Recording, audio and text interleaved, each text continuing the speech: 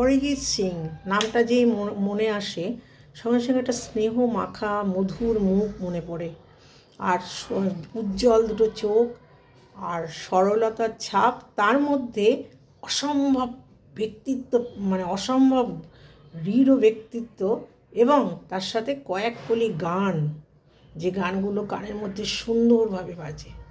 এহেন অরিজিৎ সিং, তার পার্সোনালিটি, তার ব্যক্তিত্ব, তার অসম্ভব পরিমাণে গানের গলা, সব কিছু শুনে আমরা ভীষণ মুগ্ধ এবং অরিজিৎ সিংয়ের ফ্যান।